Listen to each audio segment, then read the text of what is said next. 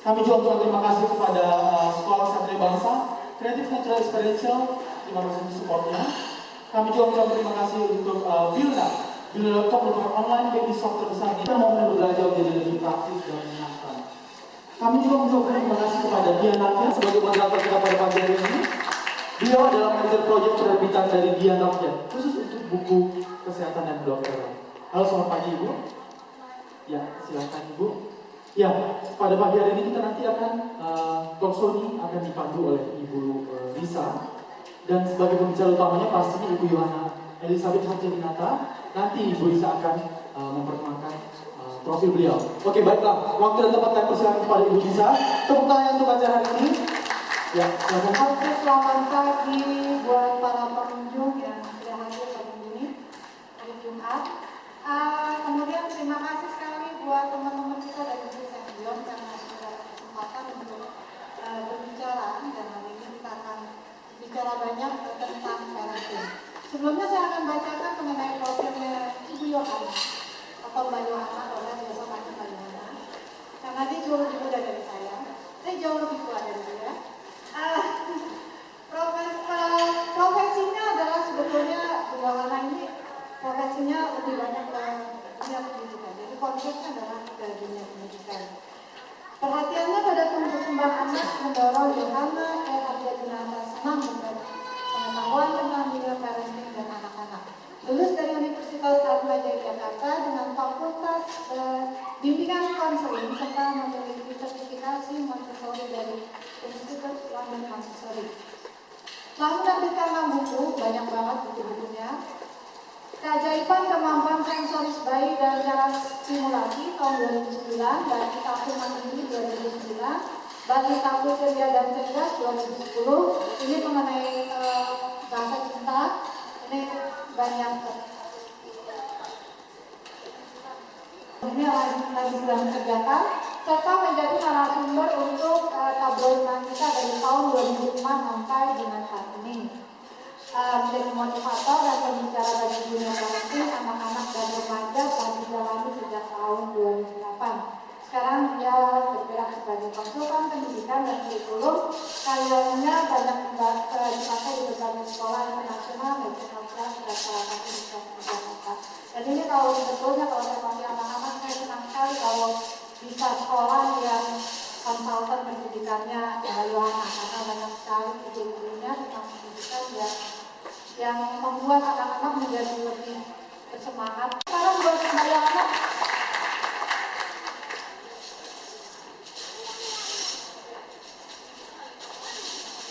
jadi Mbak Yohana sudah siap ada slide-nya. Jadi untuk beberapa menit setelah Mbak Yohana bisa bicara banyak mengenai semangat ya. Selamat pagi.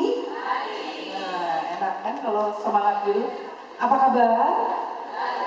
Oke, yang kompak luar biasa katanya ya. Apa kabar? Enggak, belum luar biasa. Apa kabar? Terima kasih. Terima kasih Ibu, adik-adik yang cantik-cantik sudah datang pada pagi hari ini.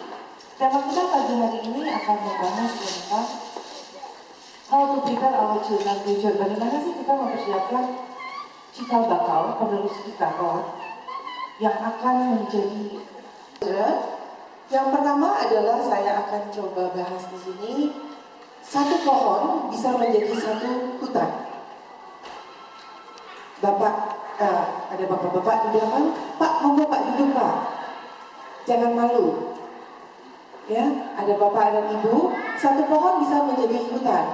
Maksudnya apa sih? Kita lihat ya sekarang. Berapa orang di dalam setiap hari. Ya kalau dikasih pupuk. Ya disiram yang paling utama siram setiap hari. dengan ibu siapa? Ibu Lolita. Terima kasih. Yang pertama ditaruh di pot, ditaruh di tanah. Tanah yang seperti apa? Yang subur tentunya. Yang tidak ada batu kerikil, yang tidak ada benda-benda tajam sehingga bibit tadi tidak mati kan? Setelah itu apa? Mesti dikasih pupuk. Nah, kita anggap tanaman ini adalah anak kita. Kita harus taruh di tempat yang benar. Bagaimana dia berada di tempat yang benar, dengan cara apa? Kita memberi pupuk. Apa, Bu? Coba siapa yang bisa bantu? Pupuknya apa? Oh, Ibu lagi boleh, Bu Lorita sama nih. Mungkin kasih sayang, pendidikan, perhatian, mungkin seperti itu. Kenapa mungkin, Bu? Mungkin atau pasti? Pasti ya. Kalau mungkin berarti, iya nggak ya saya kasih sayang? Iya nggak ya saya kasih pendidikan yang harus benar? Atau iya nggak ya saya harus kasih vitamin yang bagus misalnya? Harus kasih gizi yang bagus? Itu masih mungkin. Tapi kalau pasti, ya saya harus kasih pendidikan yang baik. Itu pupuknya. Iya, saya harus kasih perhatian dan kasih sayang yang baik.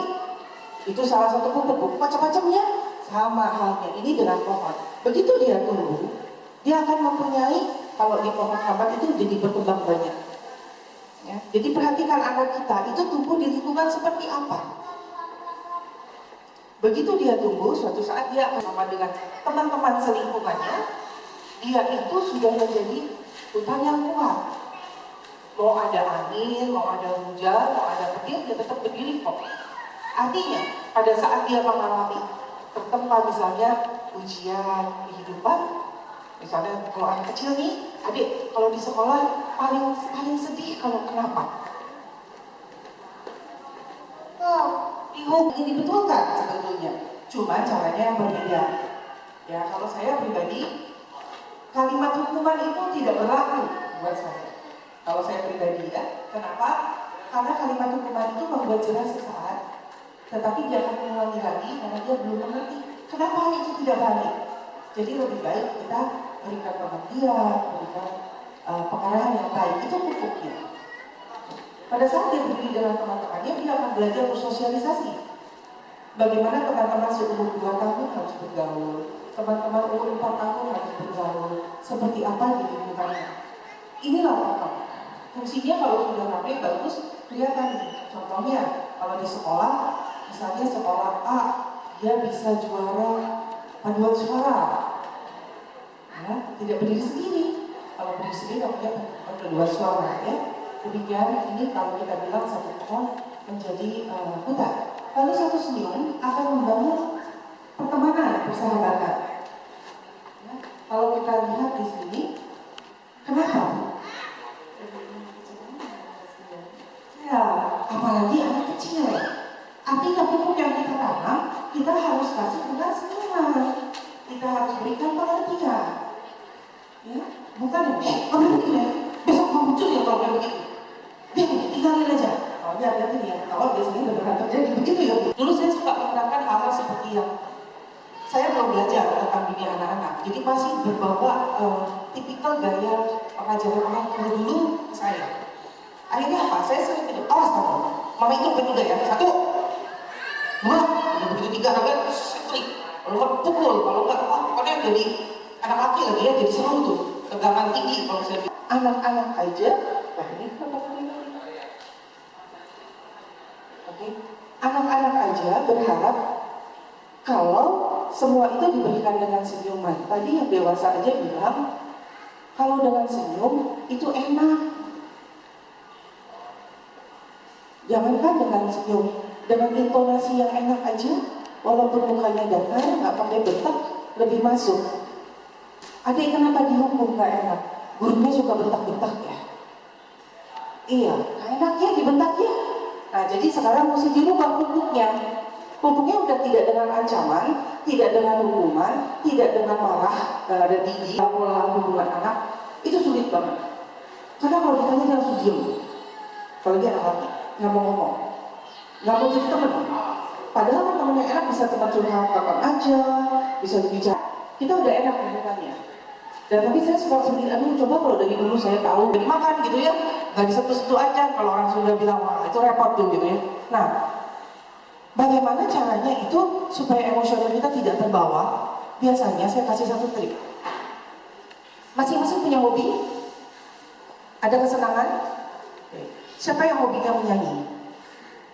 1, 2. Pada saat melakukan hobi itu, gimana refleksi otak? Ya, yang kecil aja berlakunya. Ya, jadi begitu kita membantu, artinya perasaan kita tenang, tulus. dan bisa menolong dia. Contoh sederhana, pada saat dia melakukan pekerjaan rumah sulit, kita datangkan ke dia, kita tanya, bagaimana? Apa yang tidak bisa? Mungkin dia nggak berani ngomong, tapi bagi language-nya dia, psikologisnya dia mencerminkan dia tidak bisa. Coret-coret. Kalau bisa dihapus dengan keras, ya. Jadi perhatikan bagi language anak, dihapus dengan keras. Artinya dia juga merasakan kesulitan, tapi mungkin dia tidak berani ngomong atau dia bingung. Coba kita sampaikan dengan tenang dan kita bilang, yuk dibantu. Kenapa tidak bisa? Hukumnya lagi sekarang. Hukum kan macam-macam ya. Hukum itu banyak. Kasih sayang, perhatian, kesabaran, ya lemah lembut. Lemah lembut itu juga penting bagi hukum. Jadi hal-hal yang seperti ini kita positif, kita positif. Jadi perhatikan hal-hal ini sangat penting ya. Yang berikutnya adalah ini yang sering sekali terjadi, hanya satu kata, tapi sangat memiliki dampak yang sangat efektif, mematahkan atau menyubur. Misalnya, bodoh kamu, payah. Itu kalimat-kalimat itu. Artinya apa? Begitu dia tertanam, wah saya bodoh, padahal dia pintar, maka tumbuhlah anak itu menjadi anak yang kurang dibandingkan teman-teman. Satu contoh hidup, saya punya kenalan. Dia sudah bekerja sekian puluh tahun sebagai juru gambar, lulusan dari Asik. Saya bilang, kenapa puluhan tahun kamu kerjanya cuma begini-begini aja? Karena kan karir itu kan menanjak ya, apalagi dari gambar mungkin dia bisa ambil tempat yang lain dan sebagainya. Itu di situ aja puluhan tahun. Lalu dia bilang begini, saya kan nggak pintar kayak yang lain. Tuh, kenapa begitu? Iya, karena dari kecil papa saya suka ngomong, kamu mah bodoh, anaknya 5, dia anak tengah. Papanya suka bilang, kamu tidak lebih pintar dari kakak kamu tidak lebih pintar dari adik kamu. Akhirnya dia tertanam, dia tidak pintar. Dan itu terbawa terus sampai di dunia pekerjaan. Kebayang ya, kalau anak-anak kita tanamkan dengan kalimat-kalimat yang jelek, maka dia akan tumbuh menjadi rasa percaya yang hilang.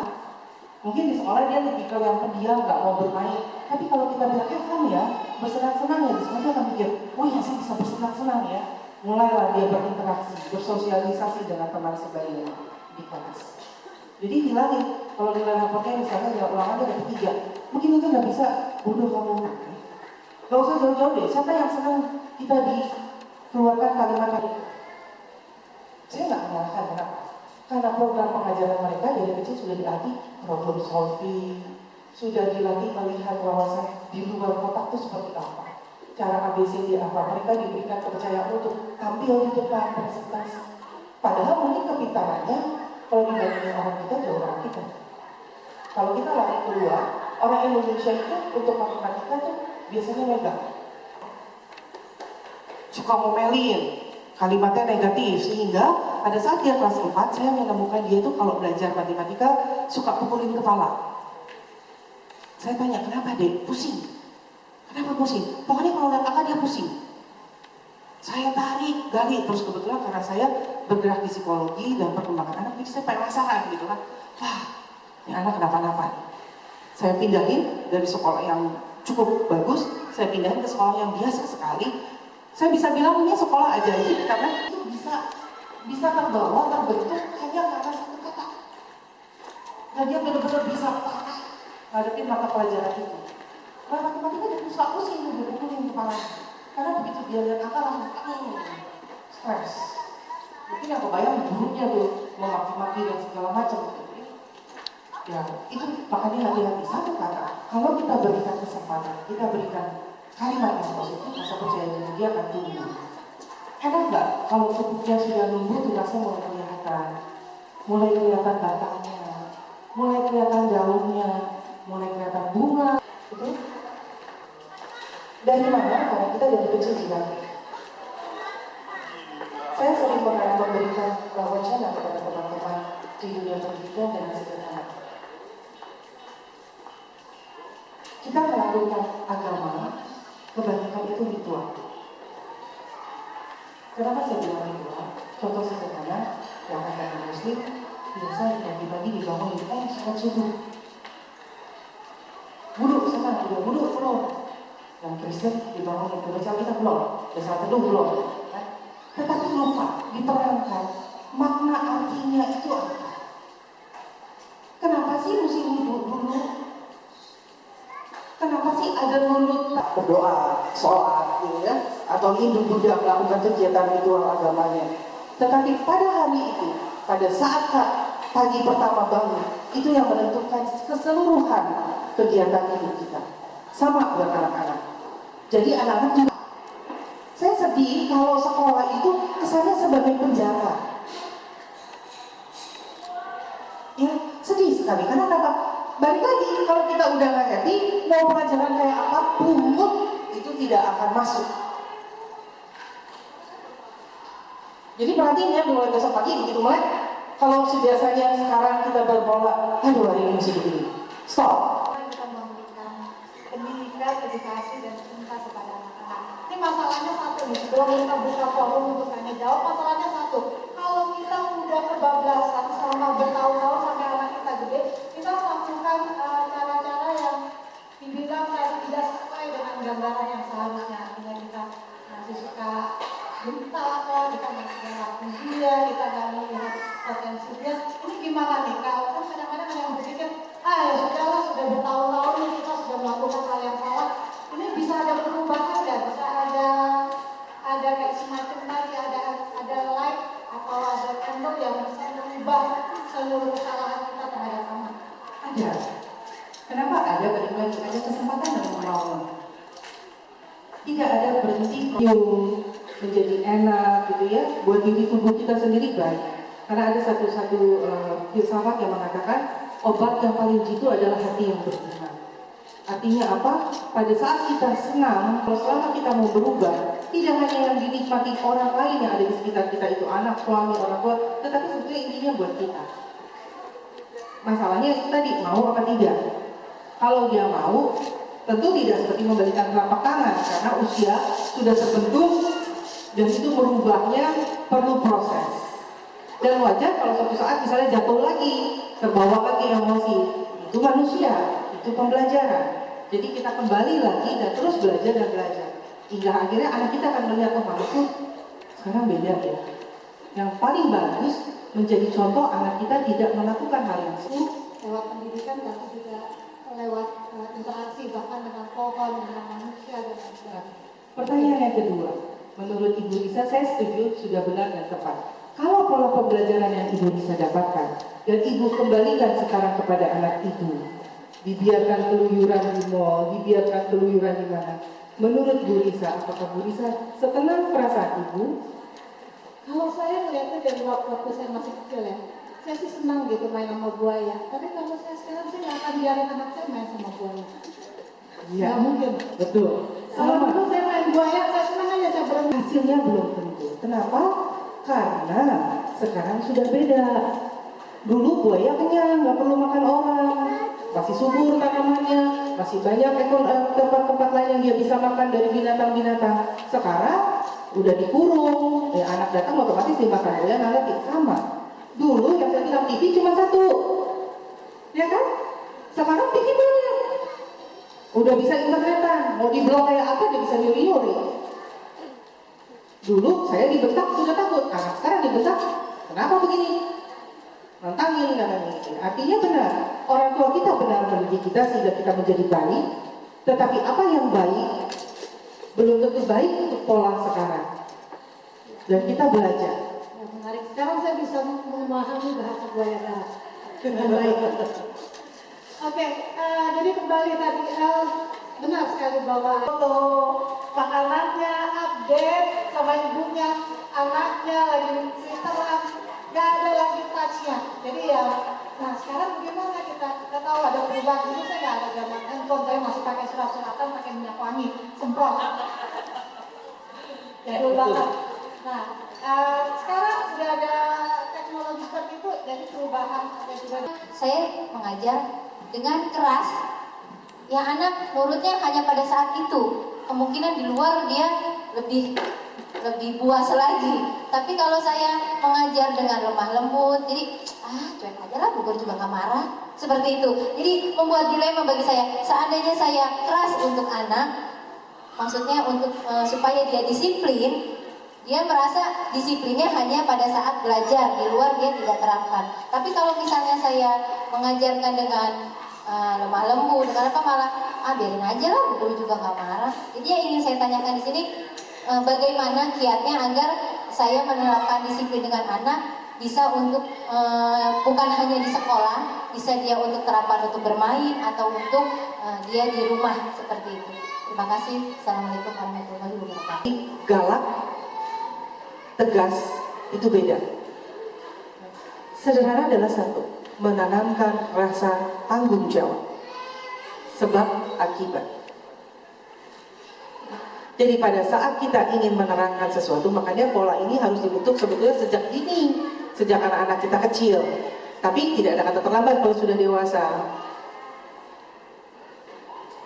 Pada saat ini, contoh yang sederhana yang Ibu katakan juga terjadi pada saat saya di Depok memberikan wacana kepada teman-teman guru dengan satu guru dengan berbagi. Gampang kok, murid saya ada 30 lebih, saya tinggal berdiri pegang penggaris panjang, itu diem. Psikologis. Yang saya ingin tunjukkan untuk anak-anak saya saat saya tidak di sana sekolah kembali, karena saya ingin memberikan contoh untuk mereka bahwa ibunya pun walaupun tidak punya anak, juga anak saya dua yang satu TK, satu masih bayi umur 12 tahun. Saya ingin memberikan contoh bahwa orang saya tidak sekolah.